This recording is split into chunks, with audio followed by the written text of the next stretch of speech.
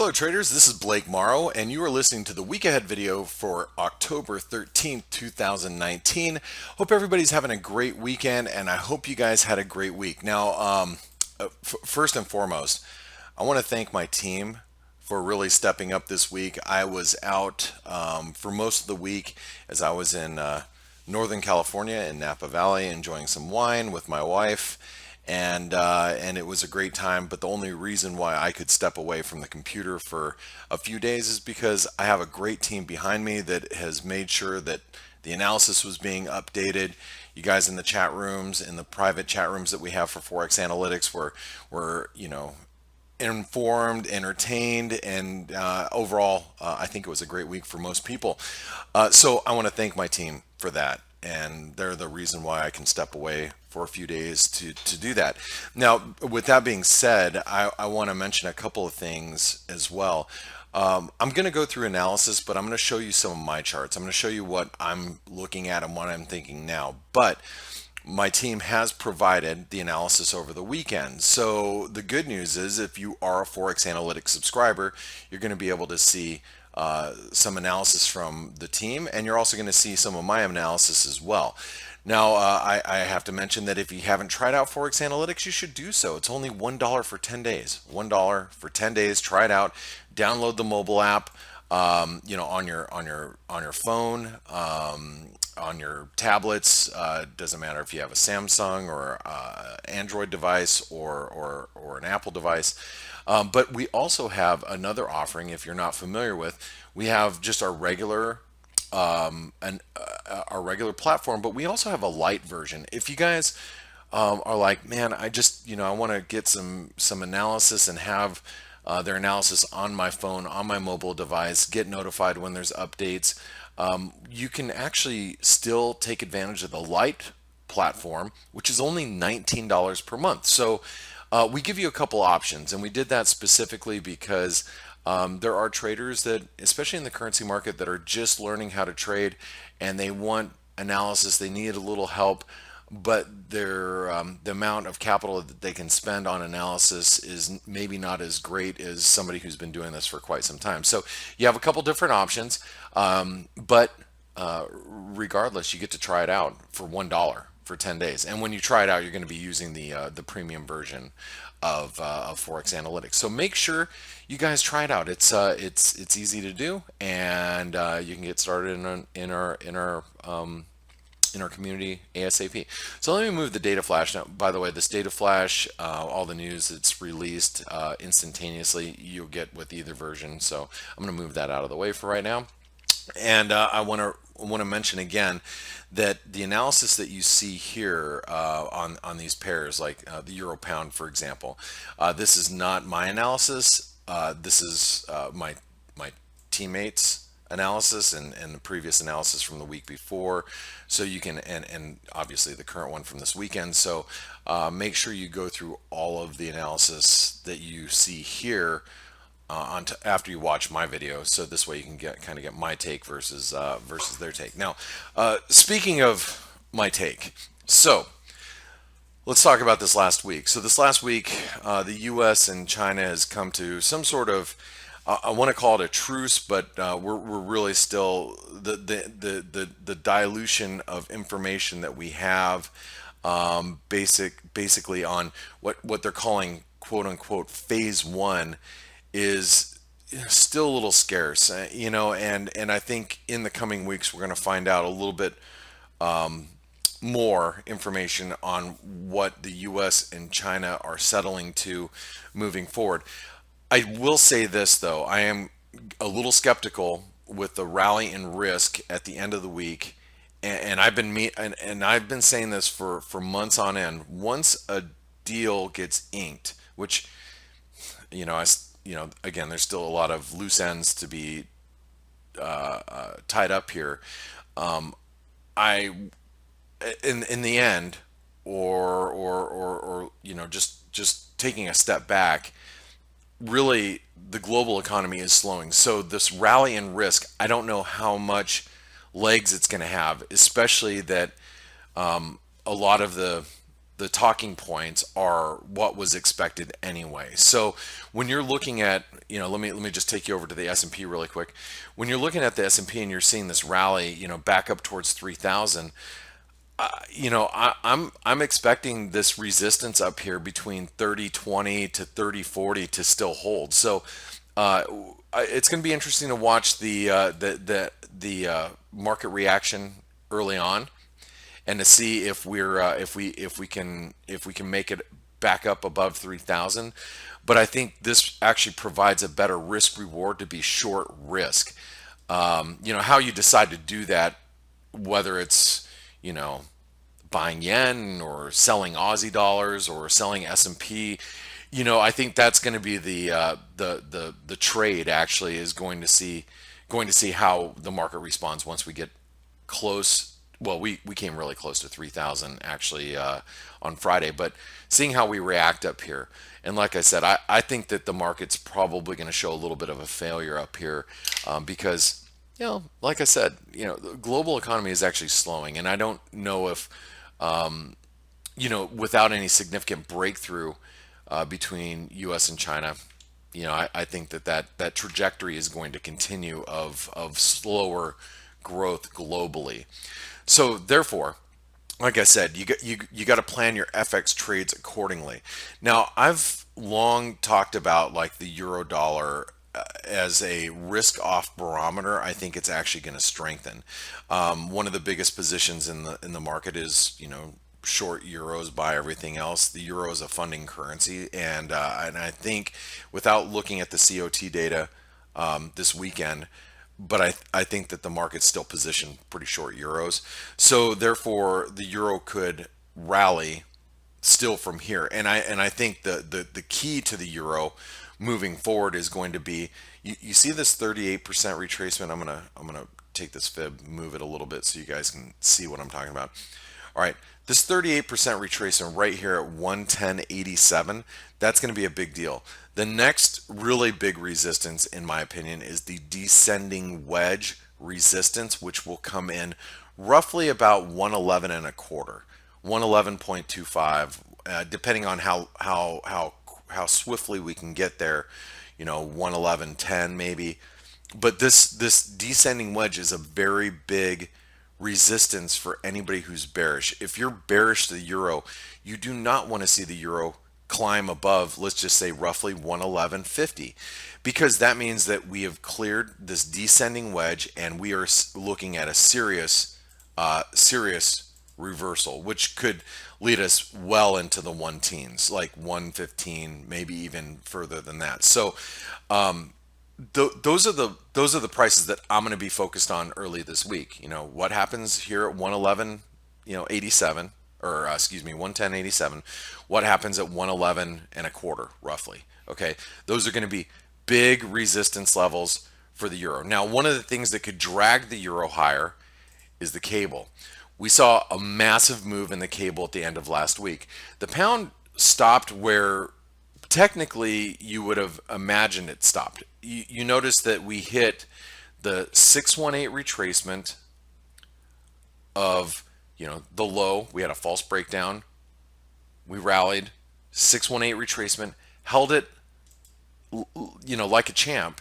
And the last couple of days of the week, we rallied sharply on the hopes that that there's going to be some sort of Brexit deal. Now, the EU and UK are going into a phase where we're not going to get a lot of information. I think they're calling it the tunnel phase. I have to go back and reread some notes, considering I just got back into town last night.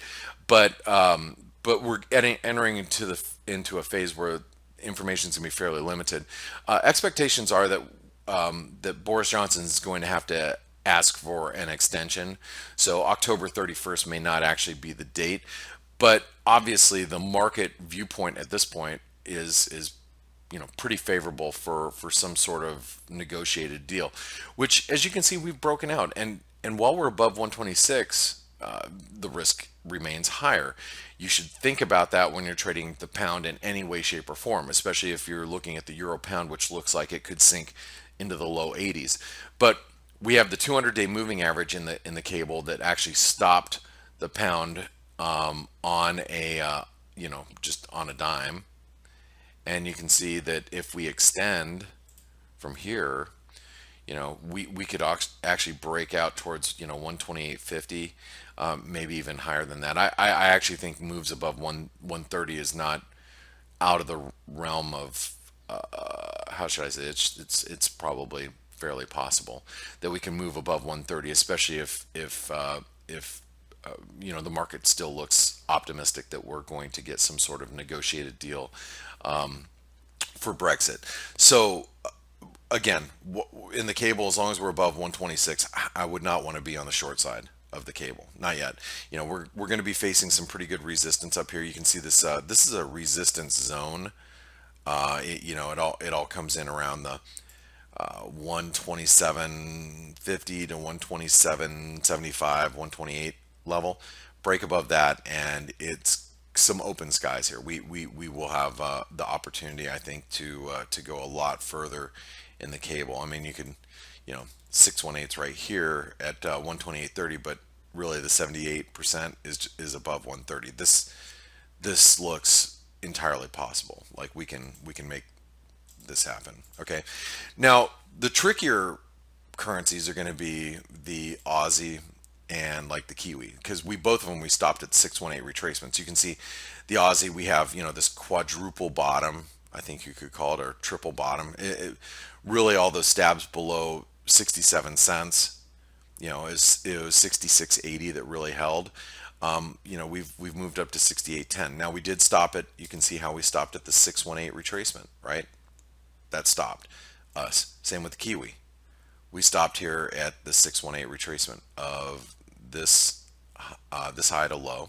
Okay, so those are going to be really significant going into next week, because I think if the Aussie and the Kiwi continue to rally from here and they break those highs from last week, that suggests that the market is probably pretty optimistic on the China U.S.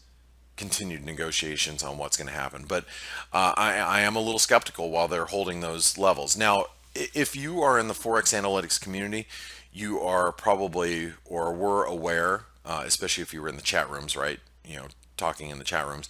I've been long the New Zealand yen, and I was long the New Zealand yen in the beginning of last week. I've actually taken that all off at the end of the week. While I was out of town, I was expecting for some sort of truce or the negotiations to come to where it did. But the question is, where do we go from here? And that's why I am now queuing in on what the Aussie, what the Kiwi are doing, because I think they're going to be very important. Another currency that I feel is going to be extremely important going into this next week is going to be the US dollar Mexican peso. You can see how we broke down, we broke through support, we hit the 200-day. Now, you guys that watch this video every week, you know how important this triangle support is for the US dollar Mexican peso to me. And that comes in around 19, let's just say roughly 1915, okay? That's going to be really key support, because this is a big pennant formation. I think that any dip down here towards 1915 is going to be very well defended. All right. And as long as that holds, and maybe even the 200-day moving average here, which we tagged basically, if those hold, that suggests to me that there might be some risk aversion. We talk about the S&P can't really scale above 3,000. If the S&P does manage to turn decisively lower from here, and think about seasonality wise, September, October, typically a little rougher months for the stock market before the Christmas rally, if you will, that comes late November, early December. The next month and a half could be a little rough for the stock market. That means that the US dollar Mexican peso could be a really nice pivot off of the support, and that to me is something that I'm going to be watching very carefully moving into this next week. Okay, is how does the U.S. dollar Mexican peso alongside the Aussie and the Kiwi respond down here? A couple other things that I think you should also note is the U.S. dollar Japanese yen. We had this the big M formation, the M top. It didn't follow through. We got that false breakdown. We talked about this last week. It rallied back, squeezed every short out there. We actually broke through these highs, minor breakout above the highs, squeezed everybody out, right?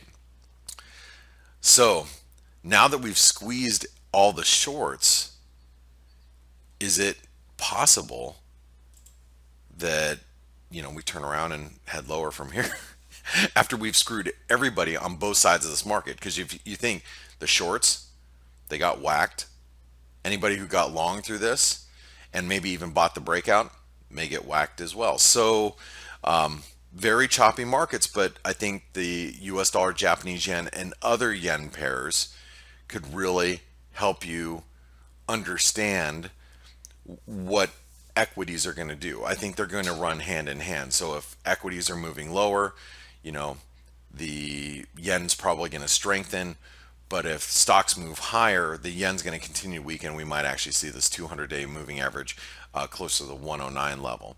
So there are a lot of things to focus on as far as currencies go going into next week. Now, we also have a lot of data coming out next week as well. Let's talk a little bit about the upcoming events for next week, because even though we are past the big China-U.S. meetings, the negotiations this last week, we still have, President Trump and President Xi are going to be meeting in the next few weeks to sign off on everything. So there's a lot of things that could go right and they could go wrong. So let's talk about the events going into next week. So on Monday night, well, it's actually Tuesday morning in Australia, we have the monetary policy meeting minutes. They're going to be released. Okay. On Tuesday morning, we have the German ZEW economic sentiment, which, as you guys know, the European data, especially German data, has been very weak as of late, and so the economic sentiment on Tuesday morning, I think, is going to be fairly important to watch. On Tuesday afternoon, which will be Wednesday morning in New Zealand, you have inflation data, the CPI, from on a consumer level. So watch that data Tuesday afternoon, or again Wednesday morning if you're in New Zealand. Wednesday morning we also have the UK inflation data. We have CPI and we also have producer prices. We on Wednesday morning here in North America we have Canadian CPI. We also have US retail sales, which are going to be important, watching the consumer as we go into year end, because here in the United States, being a consumer driven economy, it's going to be really important to make sure the consumer is still keeping us afloat, if you will. Wednesday afternoon, but Thursday morning in Australia is Australian employment. So we're going to be watching that. If you have any Aussie exposure, big numbers coming out Wednesday night or Thursday morning in Australia. Thursday morning, we have UK retail sales. And then on Thursday evening, we have China GDP. So, and the China GDP numbers are going to be pretty important. I think, as long as China is producing its quote unquote 6% GDP, we should be okay. Any dip below that might feel a little risk off in the world.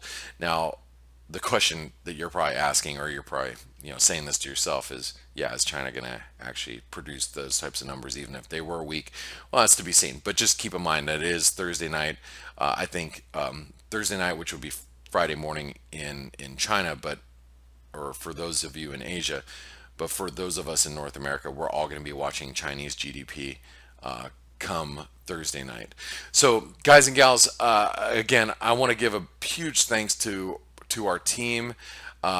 They've really come through this week and keeping all the analysis up to date for the ForexAnalytix community.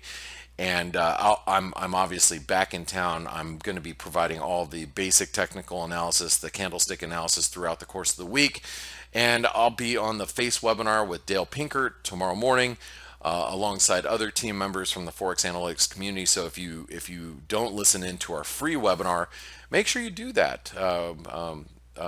Dale, or better known as Coach, always has great interviews throughout the course of the week of not just our team, but obviously traders and economists from all over the globe. So, guys and gals, my name is Blake Morrow.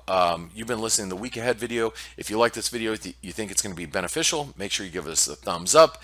And it's nice to be back. I'll see you guys tomorrow morning. Have a great one. Thank you.